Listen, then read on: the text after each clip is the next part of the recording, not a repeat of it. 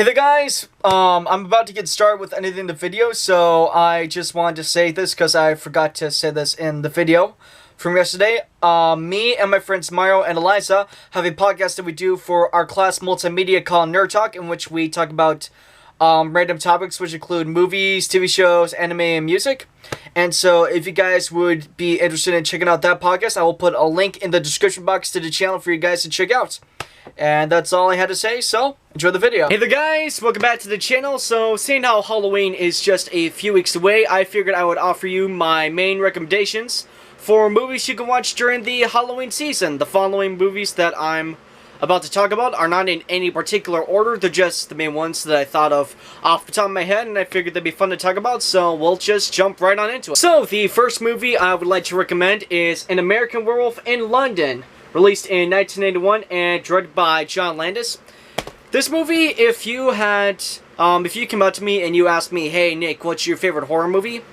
And I would most likely name An American Werewolf in London, just because, you know, there are a lot of great things about it. There is obviously the special effects done by Rick Baker, both with the way that Jack is just decaying throughout the movie, and the way that, you know, the bite mark, you know, he shows as well done how he degrade and didn't just basically almost nothing at all. I think is really well done. But also the way that both Rick Baker and John Landis teamed up to create what is, in my opinion, the greatest scene in movie history, which is the transformation scene with David.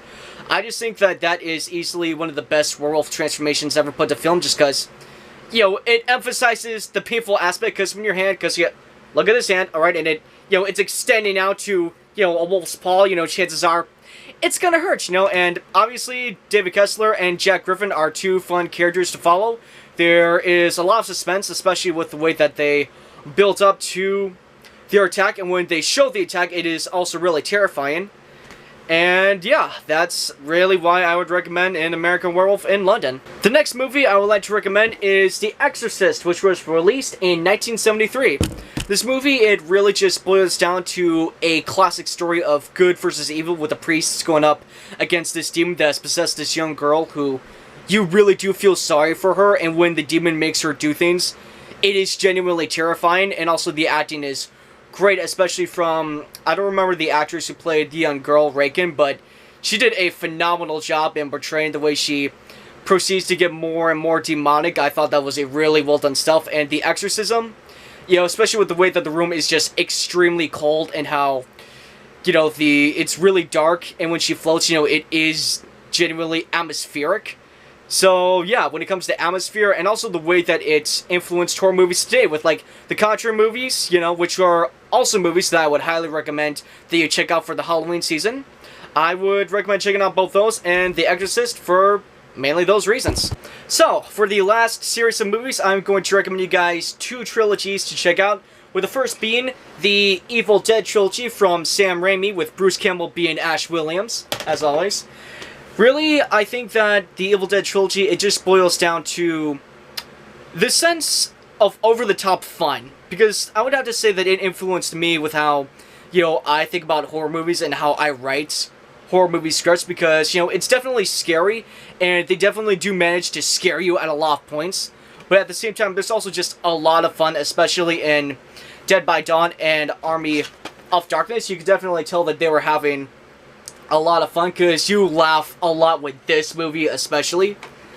And there's also a lot of great one-liners such as "Suck on This" and "Dead by Dawn." The last series of films I'm going to recommend you today is the Frankenstein trilogy from the original Universal horror movie franchise.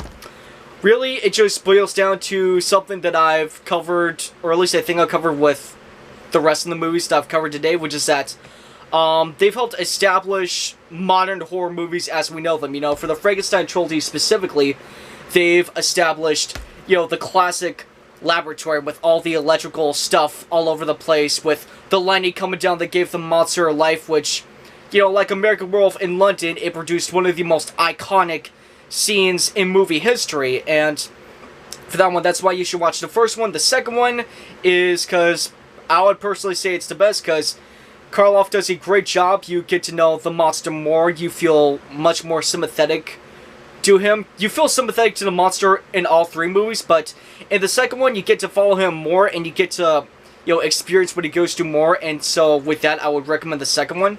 The third one, I believe, is the most underrated. Basil Rathbone, I think, deserves credit for portraying Frankenstein's son. I think he does a great job. And Bela Lugosi, I think, is amazing as Igor, and I would argue that at some points he manages to outplay Karloff when he plays the monster, so that's why I'd recommend the entire trilogy as a whole. And before I end this video, if you guys do end up checking out this trilogy, I'd also recommend checking out the franchise, the Universal horror movie franchise as a whole, because again, it established horror movies as the whole. It was the first, movie franchise if you think about it, and it is obviously hokey and cheesy, but these movies do hold up phenomenally well in certain ways, and for that, I would recommend you check them out too. And that's all I have to say. I thank you guys for watching this video, and if you want to check out the movies after watching this, I would highly recommend you do so. Obviously, you can find these movies on DVD, but you should also be able to find them on... They should all also be on one streaming service or another. So yeah, check them out that way too. And yeah, my name is Nick. Thank you for watching this video. Make sure to subscribe if you want to see more videos, and have a good day.